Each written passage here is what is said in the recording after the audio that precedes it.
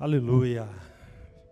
Pegue a sua Bíblia, abra em João, capítulo de número 5. João, capítulo de número 5.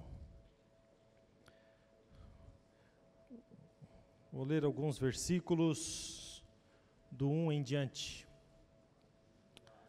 João, capítulo de número 5, do 1 em diante, diz assim: Depois disto havia uma festa entre os judeus e Jesus subiu a Jerusalém. Ora, em Jerusalém há próximo à porta das ovelhas um tanque chamado em hebreu Betesda, o qual tem 5 alpendres. Neste jazia grande multidão de enfermos, cegos, mancos e ressecados, esperando o movimento das águas. Porquanto o anjo descia em certo tempo ao tanque e agitava a água. E o primeiro que ali descia depois do movimento da água sarava de qualquer enfermidade que tivesse. Estava ali um homem que havia 38 anos e se achava enfermo. E Jesus, vendo esse deitado e sabendo que estava nesse estado há muito tempo, disse-lhe: Queres ficar são? O enfermo respondeu-lhe: Senhor, não tenho homem algum que quando a água é agitada me ponha no tanque, mas quando eu vou, desce outro antes de mim. Jesus disse-lhe: Levanta-te, toma o teu leito e anda. Logo aquele homem ficou são e tomou o seu leito e andava, e aquele dia era sábado. Tome seu assento em nome de Jesus.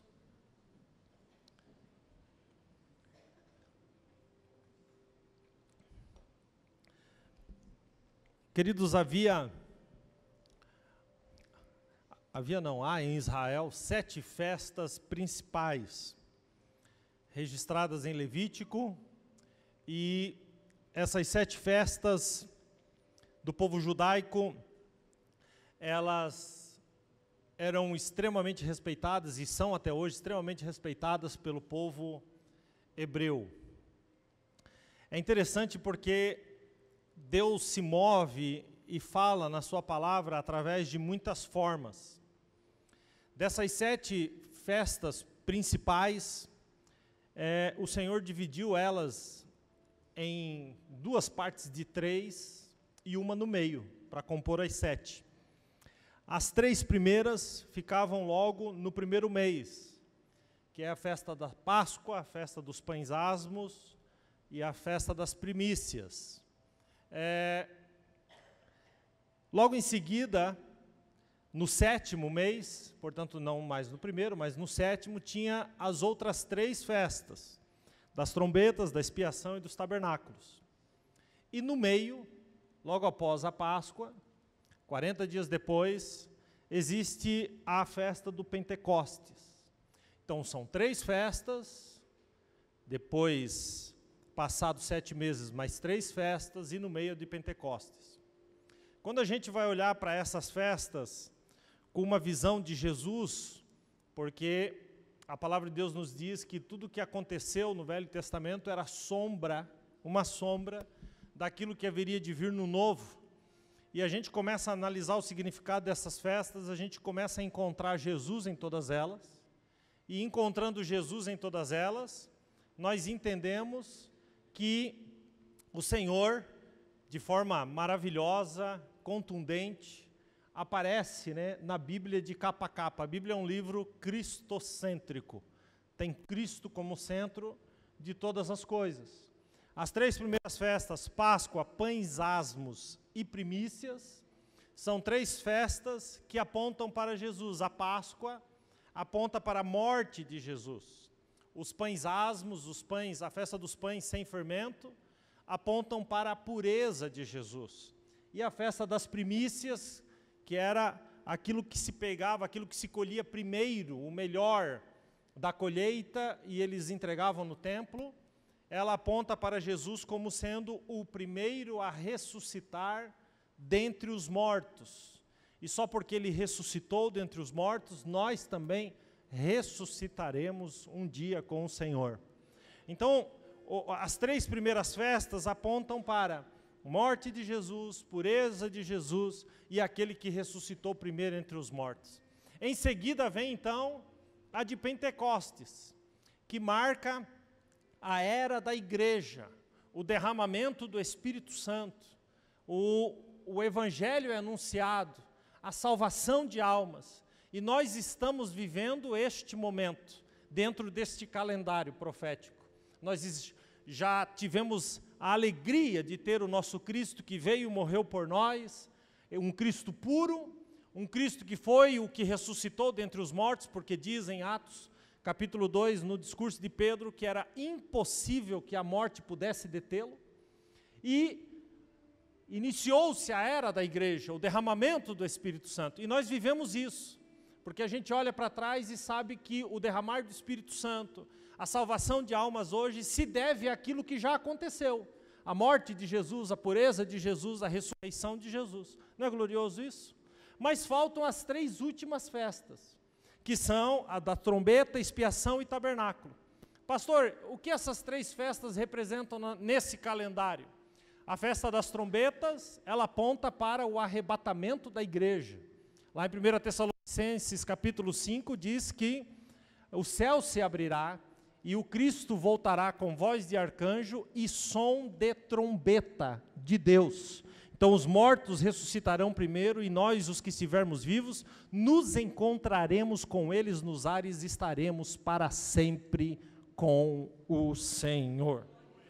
A expiação, a festa da expiação, que é o arrependimento dos judeus, que uma vez por ano eles se arrependiam dos seus pecados, aponta para, depois do arrebatamento da igreja, o arrependimento dos judeus e finalmente dos tabernáculos aponta para o reino milenar.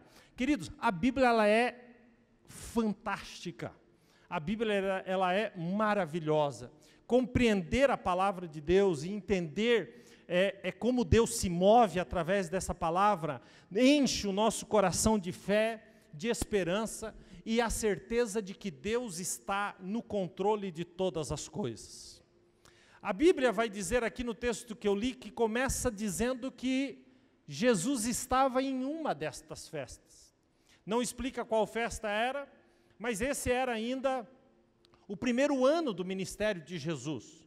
Portanto, Jesus tinha aqui entre 30 e 31 anos. Lembrando que Jesus morreu aos 33. Então, aqui Jesus tinha entre 30 e 31. Por que isso é importante, pastor? Saber. É importante saber porque aquele homem estava enfermo. O homem não estava na beira do tanque há 38 anos. A Bíblia não fala isso. A Bíblia diz que ele estava enfermo há 38 anos. Significa que quando este homem, que estava enfermo há 38 anos, não era de nascença, a Bíblia não registra, portanto, esse homem, ele teve uma enfermidade, já na sua fase de entendimento, e vou explicar isso um pouco mais à frente, já era uma pessoa adulta, quando tem uma enfermidade, uma paralisia, fica paralítico, e 38 anos se passam. Analise bem, já fazia 7 anos que esse homem estava com essa enfermidade quando Jesus nasceu. E Jesus nasce e passa toda a sua fase até os 30, 31 anos, com a certeza, com o plano eterno de que aquele momento seria o momento em que ele seria curado por Deus. Queridos, isso é tão maravilhoso porque revela um Deus que tem na palma da sua mão todo o plano da nossa vida. Ele sabe exatamente o momento de se encontrar com você e te dar o milagre. Ele sabe, está dentro do plano dele. Jesus aqui nesse texto, ele toma a iniciativa de curar o paralítico. Aqui não é o paralítico que pede, né? Como foi o Jairo que pediu para sua filha, como foi para o cego Bartimeu que gritou: Jesus, tem misericórdia de mim. Não, não. Aqui ele simplesmente decide curar, sem que o paralítico peça. É interessante a gente entender que existem coisas na nossa vida que a gente não pede, mas Deus decide fazer na nossa vida. Tem coisas pelas quais a gente até já perdeu a esperança, mas Deus se move, se levanta, vem no tempo dele e realiza na nossa vida, mesmo que a gente não acredite mais. Olha que coisa interessante isso. A palavra de Deus nos mostra isso. Deus simplesmente queria ser glorificado naquilo. Então, eu posso dizer para você que nós já estamos terminando 2019, daqui a pouco já vamos entrar aí no 2020, se Jesus não voltar, mas eu posso dizer para você que milagres vão acontecer mesmo que você não peça. Deus tem coisas para realizar na sua vida. Aleluia! Era uma festa dos judeus.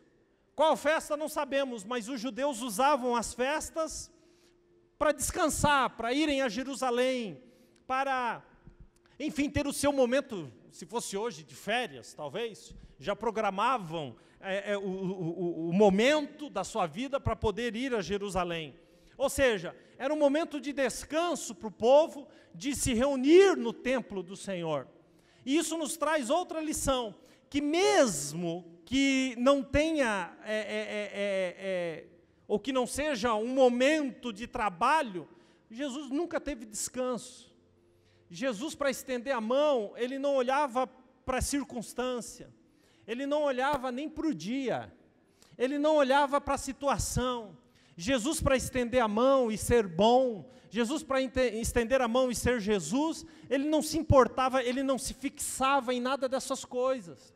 Isso nos ensina que não importa a circunstância da nossa vida que a gente esteja vivendo, a gente pode estender a mão para alguém, a gente pode abençoar alguém, a gente pode orar por alguém, a gente pode abraçar alguém, porque Jesus fazia essas coisas. Embora Jesus estivesse numa festa, sem que ninguém soubesse, Jerusalém alcançava índices de tão altos de gente, que virava um formigueiro aquele negócio. Lembrando que Jerusalém nem é tão grande assim, você atravessa de uma porta na outra, tudo dentro de um dia, era um formigueiro, e Jesus entra ali, ninguém sabia que Jesus estava ali, mas Jesus entra, ele escolhe a porta. Qual é a porta? A porta das ovelhas, no lugar onde as ovelhas eram deixadas, os animais eram deixados para o sacrifício. Jerusalém tinha 12 portas, Jesus escolhe aquela porta, porque perto daquela porta tinha o tanque. Jesus sabia exatamente em qual porta tinha que entrar. Jesus sabia exatamente, porque o tanque de Betesda é um tanque maior, rodeado de outros pequenos tanques. Ele sabia exatamente quem procurar. Analise bem o que eu vou dizer para você. Jesus, ele entra aqui nessa noite e ele veio procurar alguém aqui nesse lugar. Ele sabe que você está aqui, ele conhece a tua necessidade, e ele veio atrás de você. Aleluia, quem acredita nisso, diga glória a Deus. Sempre que Jesus teve a oportunidade de socorrer, ele socorreu. Jesus sempre foi bênção na vida das pessoas. Então eu quero olhar esse texto, porque eu já preguei outras vezes aqui, mas Deus me deu uma mensagem aqui agora nesses dias, e eu quero dividir essa parte em esse texto em três partes. Eu quero falar um pouco sobre Betesda, um pouco sobre o paralítico, e um pouco sobre Jesus, né? Porque sempre tem que terminar por ele. Amém? Quando a gente olha para esse texto e a gente vê Betesda na frente, a palavra Betesda vem do hebraico Betzradan, que significa literalmente casa de azeitona. Esse é o original do nome, casa de azeitona. E quando a gente olha para esse tanque, a gente vê então que ele estava numa dessas 12 portas, na porta das ovelhas, por onde se passava todo o sacrifício do templo. Deixa eu falar um fato curioso da porta das ovelhas. É que é justamente na porta das ovelhas que Ana deixa Samuel. Ana deixa Samuel na porta das ovelhas, quando vai entregar Samuel para Jesus, para o Senhor. Observe, Ana tinha pleno entendimento de que Samuel era um sacrifício para o Senhor fazer de Samuel o que ele bem entendia. Foi na porta das ovelhas que Estevão foi levado para fora, e viu os céus abertos, e viu Jesus assentado à direita de Deus, e ali ele expirou morto. Foi na porta das ovelhas. É na porta das ovelhas que Jesus entra. O sacrifício vivo, o verbo encarnado, ele entra na porta das ovelhas. E tinha esse tanque. Aquele lugar do tanque era longe do templo, gente. Era um lugar limite, onde os enfermos ficavam. Não podia seguir adiante, porque os enfermos não podiam rodear o templo. Então, era um lugar limite. Então, acabou se tornando aquele lugar um lugar de concentração de doentes. Muitos doentes ficavam ali. E muitos que vinham às festas de Jerusalém, traziam seus doentes e largavam na beira daquele tanque, iam para as festividades, e na volta pegavam seus doentes e levavam embora. Por que essa concentração de enfermos tão grande? Porque de tempo em tempo, diz o versículo 4, de tempo em tempo, descia um anjo e agitava a água. Depois que o anjo agitava a água, o primeiro doente que se lançasse na água que havia sido agitada, esse doente era curado, não importa a doença que tivesse. É o que diz o texto sagrado. Então imagina a concentração de enfermos incuráveis da época, como era o caso desse, esperando a oportunidade. E por causa dessa situação, por causa desse aglomerado de enfermos naquele lugar, Betesda passou a se chamar Bet-Shesed, que é casa de misericórdia. Casa de misericórdia. Betesda torna-se a casa de misericórdia. Mas misericórdia para quem? Para aquele que pulava na água, quando o anjo agitava a água. Aquelas pessoas ali, elas precisavam de misericórdia. Elas iam à casa de misericórdia, porque elas precisavam de misericórdia. Elas precisavam de compaixão. Queridos, a Betesda de hoje, sem sombra de dúvidas, é a igreja de Cristo. É a igreja de Cristo. Por isso eu me arrisco a te induzir a perguntar para a pessoa que está do seu lado: na igreja que você congrega tem misericórdia? Pergunta aí. Essa pergunta é perigosa. Vai mais longe e pergunta: eu sou um homem misericordioso, uma mulher misericordiosa? Igreja é casa de misericórdia. Se você não vê dessa forma, então você está perdendo seu tempo. A igreja é a casa de misericórdia. Por quê, pastor? Porque a igreja é o lugar onde enfermos precisam ser contemplados e curados. Porque a igreja é o lugar onde os necessitados são supridos. Igreja é o lugar onde angustiados precisam ser abraçados. Igreja é um lugar onde os fracos saem fortalecidos. Igreja é um lugar onde os caídos precisam ser levantados. Igreja é o lugar onde o ódio é trocado por amor. Igreja é o lugar do beijo, da cura, do bálsamo, do curativo, porque igreja é lugar de misericórdia. Igreja, queridos, não é um ambiente para manifestação da minha consciência religiosa. Igreja é o lugar da manifestação da minha experiência e da sua experiência com a graça de Deus, o favor imerecido, a misericórdia do Senhor. Em Betesda tinha um tanque e um aglomerado de gente ao redor. Como disse, era um conjunto de tanques, e esse, o maior, aquele que tinha os alpendres, era o lugar da concentração. Por que esses tanques, pastor? Porque os judeus chegavam em Jerusalém e se banhavam, se purificavam para chegarem até o templo. E o texto deixa claro que naquele lugar descia um anjo e movimentava as águas. Então todo mundo ali estava esperando o quê? A Bíblia diz que de tempos em tempos descia um anjo e agitava as águas. Quando ele saía, quem pulasse primeiro era curado. Todo mundo ali estava esperando o quê? Todo mundo ali estava esperando o quê? Aí Jesus chega. Todo mundo estava esperando o quê? O anjo. Quem que chega? Eu não sei o que você está esperando, mas uma coisa eu te digo, Jesus já chegou. Jesus está aqui. Quem pode dar uma glória a Deus por isso? Era o próprio Deus que estava lá. Para quê? Para fazer um milagre extraordinário. É incrível como Deus está tão perto de nós e nós estamos esperando o anjo. É incrível como Deus encosta em nós para conversar e nós falamos com Ele a respeito do anjo que talvez se aparecer. Gente, quem fala é Deus. Quem está falando nessa noite é Jesus.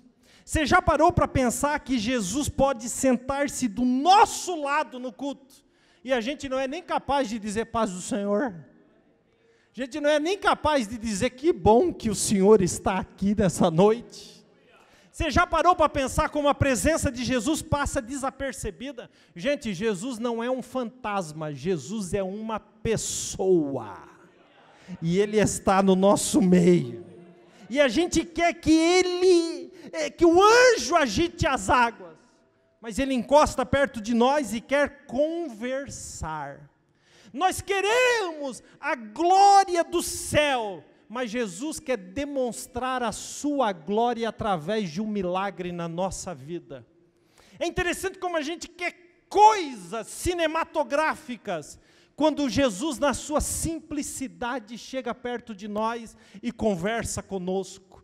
Queridos, o verbo, João 1,14, o verbo se fez carne e habitou, viveu, conviveu e habitou entre nós e vimos a sua glória como a glória do unigênito do Pai, cheio de graça e de verdade. Nós servimos um Deus que habita no nosso meio. Jesus habita no nosso meio. E Betesda era esse lugar de acúmulo de enfermos. Era uma reunião de enfermos. Observe, não parece com a igreja? Porque o que é uma igreja, gente? A igreja é a reunião daqueles que reconhecem as suas enfermidades, as suas limitações, as suas fraquezas. A palavra hospital, porque a igreja é um hospital, é da mesma palavra hospital que vem hospitaleiro. O que é o hospitaleiro? É aquele que tem nele mesmo todos os recursos de um hospital. É aquele que com um abraço sara, com um beijo medica, com uma palavra anima. Aleluia! O hospitaleiro é aquele que é um hospital. Encostou perto dele, vai receber cura para a alma, vai receber cura para os problemas, vai receber cura para as lutas. Igreja é isso, igreja é hospital. Queridos, igreja é oficina. Qual é o carro que para na frente de uma oficina e não entra? Só o carro que não precisa de conserto. Porque se o carro precisa de conserto, ele tem que ir para dentro da oficina. Querido, qual é o enfermo que não entra dentro do hospital? Só aquele que não precisa, aquele que é são. Por isso Jesus disse, eu não vim para os sãos. Por que você entrou aqui dentro? Você só entrou aqui dentro porque você precisa de Jesus. E é muito importante você compreender isso. Jesus não precisa de você, mas você precisa de Jesus. Por que a gente vem aqui se reunir? Porque a gente quer cura. Porque cada um de nós precisa de algo da parte do Senhor. E a gente se reúne aqui todo domingo esperando o quê? Que as águas se agitem.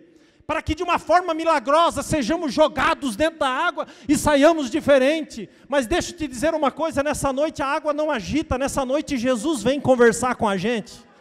Jesus conversar conosco é melhor do que a água agitar. Por quê, pastor? Porque o anjo vinha de vez em quando, mas Jesus vem em todas as reuniões. Ele está conosco, em todos os momentos. O dia que você quiser, querido, um lugar de pessoas perfeitas. Não, agora eu estou nessa igreja, mas é o seguinte, aqui tem muita gente imperfeita, eu vou para outra ali. Sabe quanto tempo você vai durar na outra? Você vai durar exatamente o tempo de você conhecer as pessoas. E das pessoas te conhecer. Se você quer um lugar, uma igreja perfeita, gloriosa, eu quero te dizer que existe, oh aleluia, no céu de glória, onde todos os santos congregarão para sempre com o Senhor. Então, se você quer um lugar perfeito, levante a sua mão hoje no final do culto e diga: Jesus, me leva desta terra.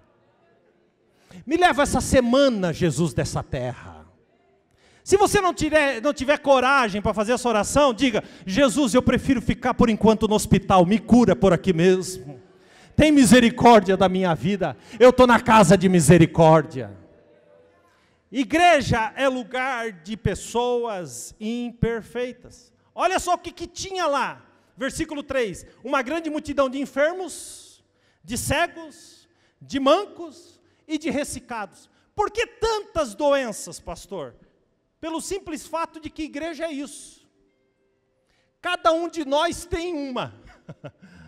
Cada um de nós precisa de algo em alguma área. Deixa eu lhe dizer uma coisa, o fato da minha doença ser diferente da sua, não significa que você também não esteja doente.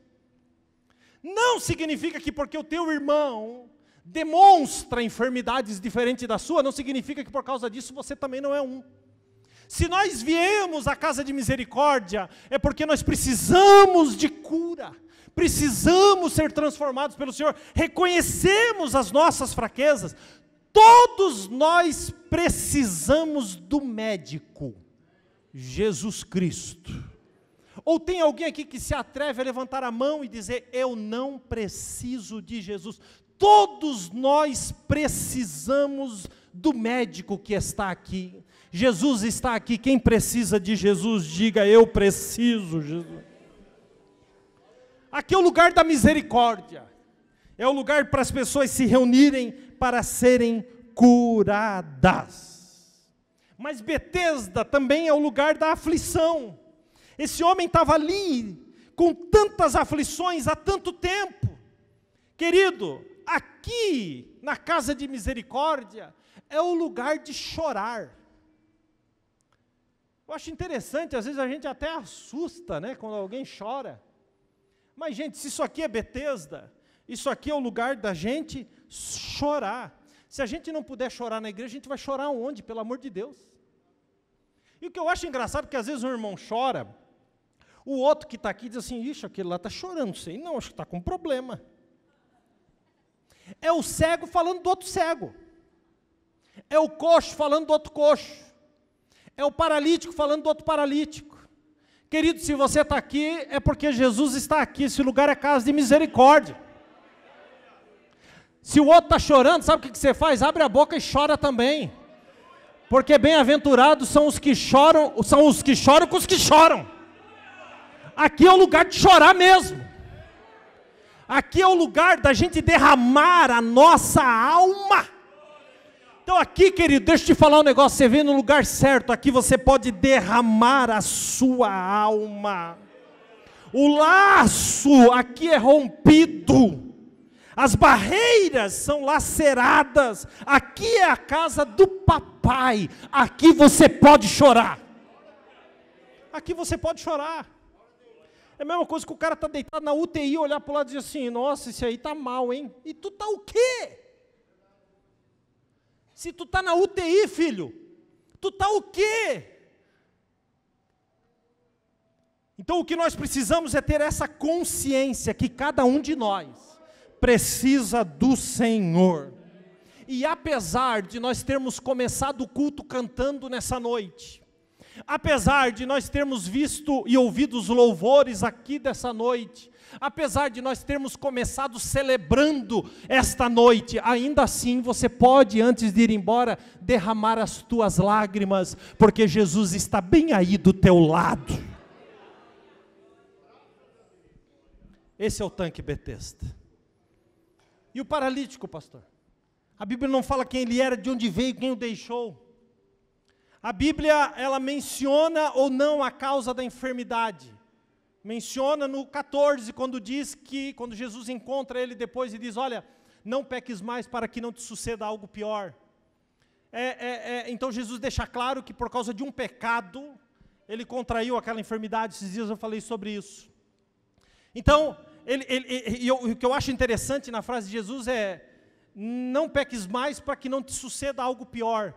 Gente, mas tem algo pior do que ficar naquela situação? Tem. O que é o pior de Jesus? É o inferno.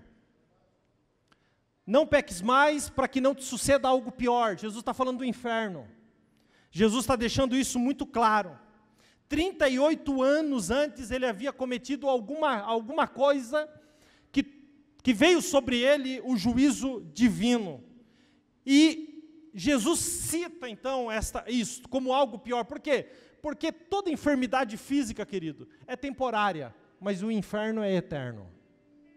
Então Jesus deixa isso muito claro. O paralítico era solitário.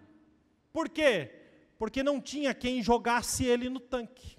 Ele vivia na mais profunda solidão. Ninguém nunca o jogou na água. Aqueles que alcançavam a água e eram curados, saíam correndo, passavam por ele e não queriam nem papo com ele. Queriam voltar para as suas vidas. Jesus não. Jesus se importa. Querido, tem gente que vem à igreja, recebe a sua bênção e sai correndo para as suas vidas. Antes de sair correndo para as suas vidas, pergunte para quem ainda não alcançou se precisa de um abraço, se precisa de ajuda, se precisa de uma mão estendida. Aquele homem era um solitário. Todos esqueciam. Um profundo solitário na sua vida e na sua existência, na sua vida e na sua enfermidade. Os curados, como disse, iam para suas casas, mas ele não, ele ficava ali. Deixa eu abrir um parênteses aqui. Esta geração de hoje vive uma solidão social fenomenal.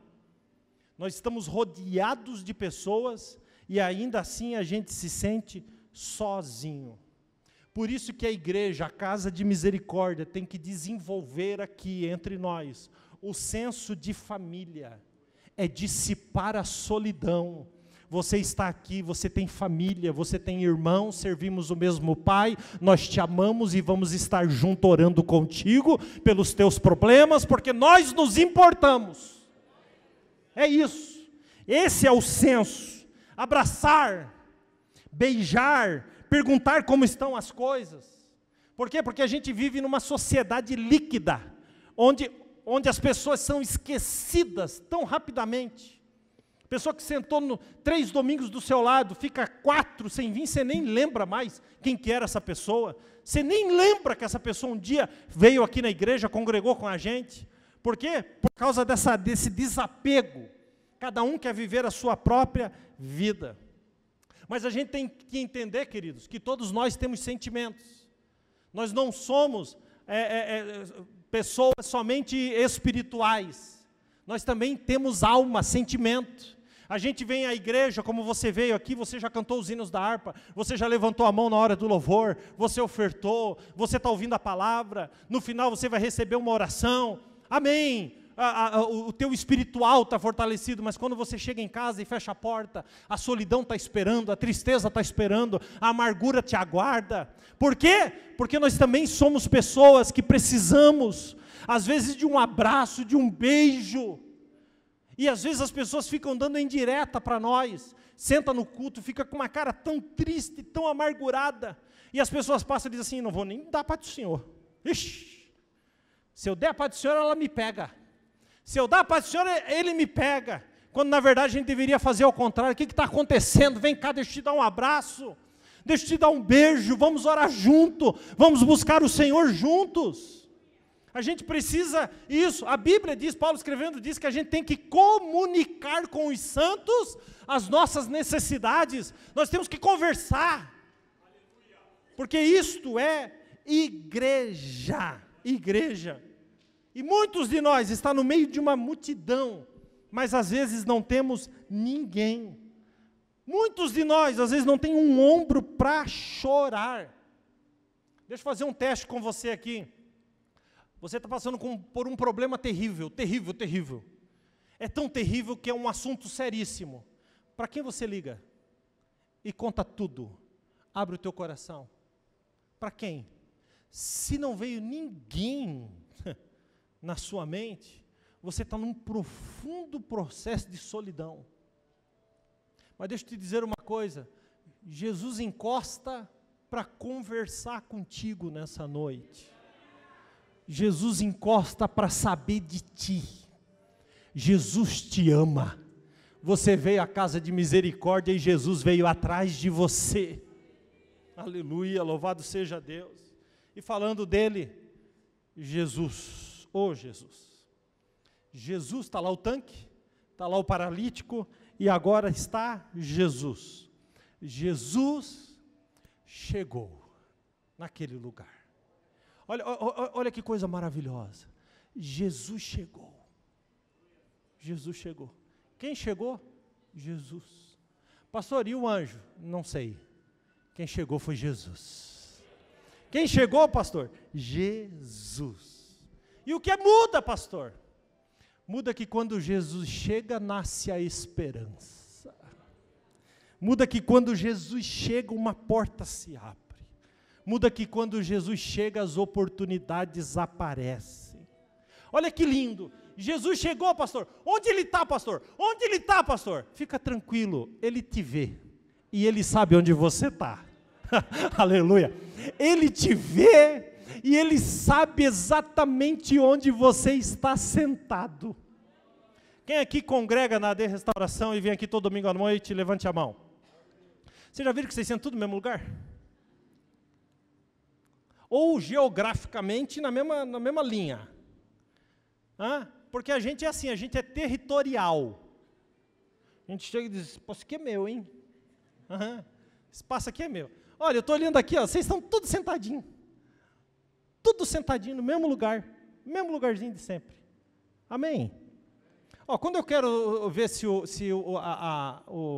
a Sandra e o Márcio vieram, eu olho lá, assim, ó. Estão lá, olha lá. Olha eles lá. Pai do Senhor. Olha lá. Eles lá. Eles sempre sentam naquele cantinho. E não adianta rir deles, que vocês são tudo igual. Agora, o mais interessante, o mais maravilhoso, é que Jesus também sabe disso. Olha que coisa linda. Se eu marco onde vocês sentam, imagina Jesus. Então deixa eu te dizer uma coisa, quando Jesus entra pela porta, ele já sabe diretamente onde ir. Ele sabe diretamente onde você está. Ele sabe diretamente onde você senta. Ele conhece você. Ele entra e chega em você. Então você não precisa se preocupar em achar Jesus. Jesus vai te achar nessa noite. Em nome de Jesus. Quantos entendem isso? Diga amém. Jesus vai achar. Jesus chega e Jesus cura. Jesus para o que está fazendo, chega nele e cura ele. Desse jeito, Jesus estava indo, provavelmente por aquelas vielas que tem lá em Jerusalém, entrou na porta das ovelhas, subindo para o templo, o tanque de Betesda fica à direita, como daqui, sei lá, do outro lado da rua. Então Jesus estava indo aqui, ele fez assim, ó, é aqui, ó. Porque tem um camarada que faz 38 anos, que está enfermo e hoje é o dia. Hoje é o calendário dele, é a hora de curar ele, eu vou lá atrás dele. Jesus para o que está fazendo, para ir atrás de um paralítico sem nome. Jesus para o que está fazendo, para entrar aqui atrás de você em nome de Jesus. É assim que ele faz. Jesus parou. No meio da multidão, Jesus encontra aquele homem. No meio da multidão, Jesus trata com ele individualmente. No meio dessa porção de gente que está aqui nesse culto, Deus vai conversar particularmente com cada um de nós aqui. Ele nos trata individualmente. A Bíblia diz que Jesus chega e ele está deitado, versículo 6, e vendo-o deitado. Agora olha que lindo, olha que lindo. Olha que lindo, pelo amor de Deus, olha que lindo. Versículo 6. E sabendo que estava no mesmo estado há muito tempo. Jesus sabe. Jesus sabe. Jesus vê, Jesus sabe. Vou repetir, Jesus vê, Jesus sabe. Levante a sua mão para mim. Jesus sabe tudo que você está passando. Jesus sabe quanto tempo faz que você está sofrendo. Escute, Jesus sabe. Jesus sabe. Jesus entra no meio da multidão, ele está lá, Jesus chega, é tu. Eu sei que é tu, eu estou te vendo, e eu sei qual que é a tua necessidade. Aí Jesus chega e só faz uma pergunta: queres ficar são? Eu acho que o paralítico olhou para ele e disse assim: é uma pegadinha? É uma piada? O senhor veio aqui tirar sarro da minha cara? Mas aquele homem estava num estado tão para baixo, que Jesus pergunta: você quer ficar são? E a resposta do homem vai deixar claro que aquele homem era um homem rendido no seu sofrimento, nas suas tristezas. Ele diz: Senhor, eu não tenho quem me jogue, não tenho homem algum. Quando a água é agitada, me jogue no tanque, Senhor. Quando eu desce outro antes de mim. Porque assim, aqui a bênção acontece desse jeito. Desce um anjo, é assim que acontece todo culto. Tem uma liturgia, um padrão. O anjo desce, e aí eu não consigo, porque vai outro na minha frente. O que Jesus perguntou para ele? Queres ficar são? Queres ficar são? O que ele respondeu?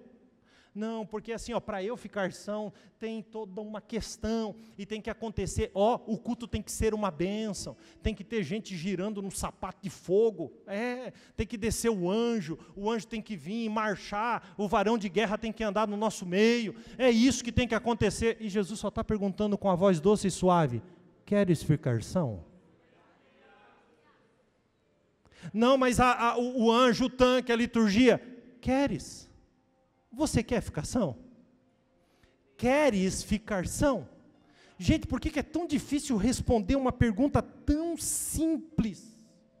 Jesus desperta no teu coração um fio de esperança. Queres ficar são? Aí você pode olhar para mim e falar assim: pastor, eu estou com um problema lá na minha casa faz 15 anos, esse aqui estava 38. Jesus não perguntou quanto tempo, Jesus está perguntando agora. Gente, toma um choque aí. Jesus está perguntando agora: você quer ficar são? Jesus acende a lâmpada. Eu não sei qual que é o sonho, a promessa, o propósito que você deixou de acreditar, mas Jesus está te fazendo lembrar: queres ficar são? Queres ficar são? Se Deus te fez uma promessa, todos os fatos depois da promessa que Ele fez negam a eficácia da promessa, a afirmação da promessa, mas Deus está dizendo: a promessa ainda está de pé. Quer a promessa hoje? Quer hoje? O que Deus está dizendo é que Ele está acima das circunstâncias da nossa vida. Queres ficar são? Aí ele explica, Jesus não alonga a conversa. Jesus não fala sobre o anjo, sobre as águas, sobre o templo, sobre o alpendre, sobre a cidade, sobre a festa. Jesus simplesmente olha para ele e diz: levanta, toma o teu leite e anda. Não, eu prefiro o anjo agitar, porque fica mais show, fica mais legal, fica mais cinematográfico. Jesus disse: levanta, filho, toma o teu leito e anda. Os ossos estralaram, a musculatura cresceu, o homem fica de pé. O homem está de quantos anos? 38 anos.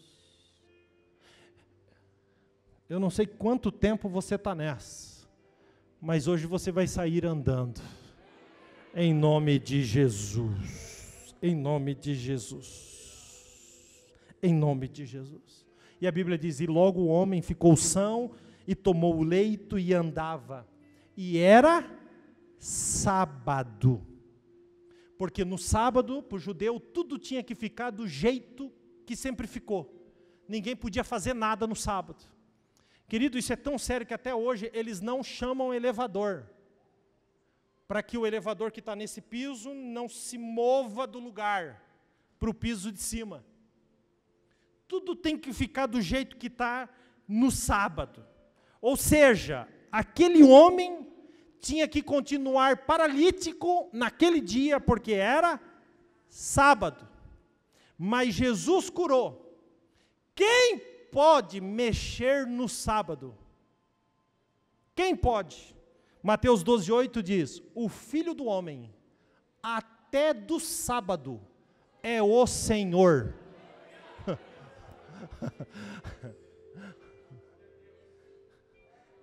Só mexe naquilo que não pode ser mexido quem é o dono de tudo. Ele mexe, porque quando Jesus entra na história de alguém, ele muda o curso da história, porque ele é o dono da história, ele é o Senhor da sua vida.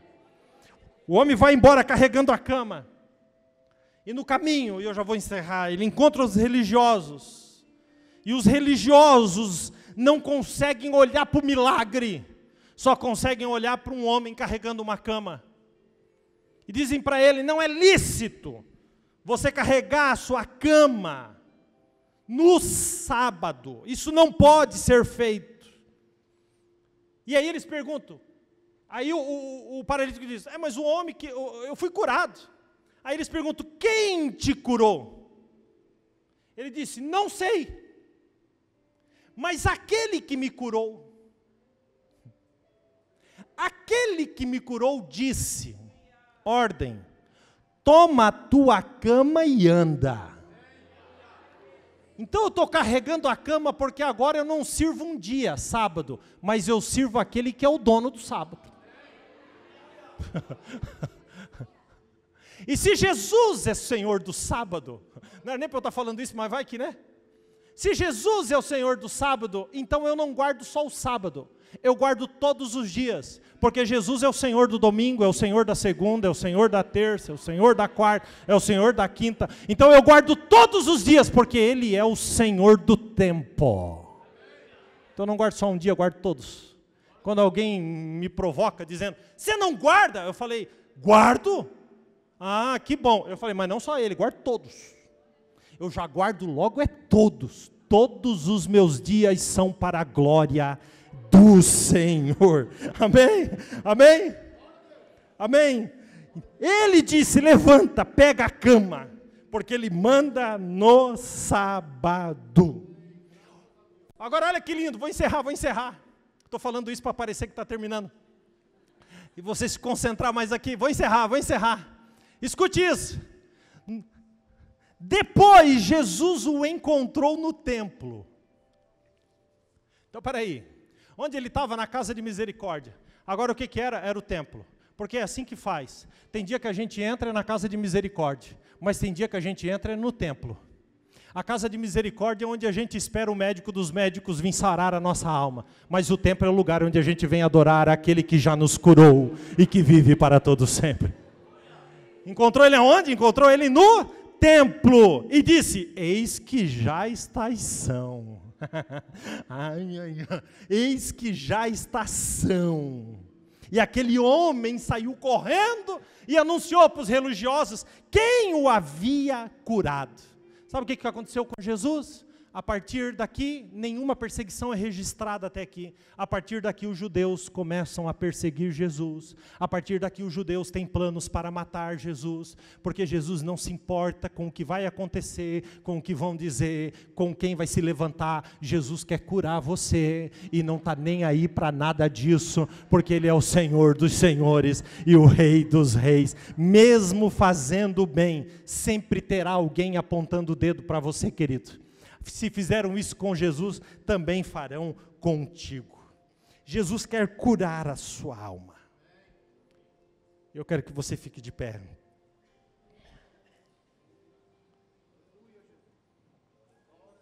Jesus quer te libertar. Deixa eu falar uma coisa para você. Só Jesus pode fazer isso. Quando Jesus entra, a cena do paralítico é um homem deitado. Está deitado. Quando eu vejo esse texto de forma espiritual, eu entendo que muitos de nós, às vezes, estamos no chão, na lona. É muito tempo acreditando em anjo. É muito tempo acreditando que um dia será jogado dentro de um tanque. É muito tempo. Quando Jesus chegou lá, ele estava deitado. Ele estava como? Deitado. A Bíblia diz no Salmo de número 37, versículo 23, diz assim: os passos de uma pessoa boa são confirmados pelo Senhor, e o Senhor deleita-se no seu caminho. Aí diz assim: ainda que caia, não ficará prostrado, porque o Senhor o levantará com a sua mão. Vou mais longe, olha o que diz o versículo seguinte: fui moço, e agora sou velho, mas nunca vi desamparado o justo, e nunca vi os seus filhos mendigar o pão. Você não será mendigo. Teus filhos não serão filhos de mendigo. Jesus não vai te desamparar. Ainda que caia, não ficará prostrado. E tem dias que a gente levanta e parece que a gente está abaixo do chão. A gente está arrebentado. A gente está triste, sem fé, sem ânimo. E a gente quer se arrastar. E às vezes a gente vem num culto como esse, senta na cadeira aí, não aguenta mais. Mas veio, ô filhão, ô filhona, você está no lugar certo, aqui é a casa da misericórdia mesmo. Pastor, eu derramo, como Davi, eu faço o meu leito nadar nas lágrimas. Quando a luz apaga, eu viro para o lado. A tristeza vem tão forte em mim. A solidão, a impressão de que minha vida está passando, nada dá certo. E eu choro até dormir. Quantas tristezas no chão. Gente, quem não viveu isso, quem não vive isso? Quando as coisas saem do controle, aí Jesus chega, porque Jesus está te vendo. Hoje, Jesus está te vendo. E sabendo, Jesus, da tua situação, Ele chega pertinho de você. E como é que Ele te encontra? Gente, se você está na casa da misericórdia, como é que Ele te encontra? Ele te encontra no chão. E Ele chega com aquela voz doce e suave, afundada, mergulhada no Espírito Santo, e pergunta: queres ficar são? Eu vim aqui só para curar você.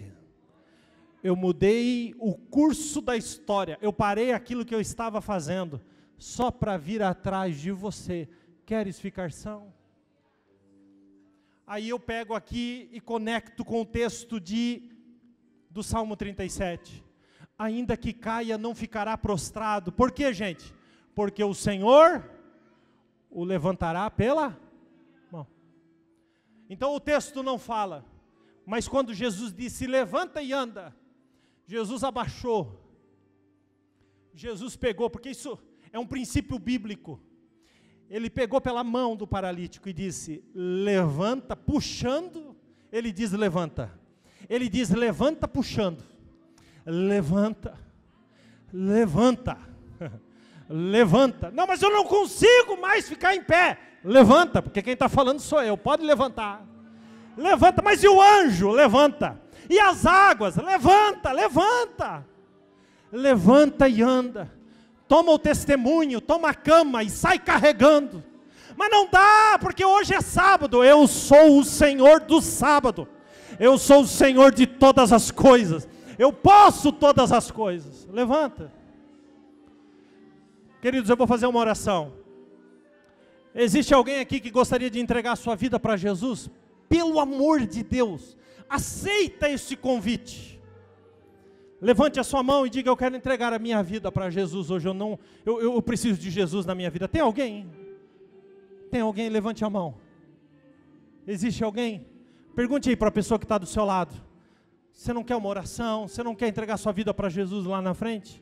Existe alguém? Pergunte aí. E eu vou orar. Alguém? A Bíblia diz assim em Hebreus, hoje, se ouvirdes a voz do Espírito Santo, não endureçais o coração. Jesus te chama. Querido, agora, enquanto os convites são feitos, eu quero convidar alguém que está aqui, na casa de misericórdia, e precisa muito de uma cura do coração, uma cura da alma, alguém que precisa recobrar o ânimo, alguém que precisa se levantar. Jesus está dizendo, levanta, levanta, eu vim para te curar, eu vim para te dizer, levanta. Se você está aqui e precisa dessa oração, vem aqui o mais rápido possível, em nome de Jesus, vem aqui. Se Jesus falou com você nessa palavra, vem aqui em nome de Jesus. E nós vamos terminar orando nessa noite. Venha. Venha em nome de Jesus.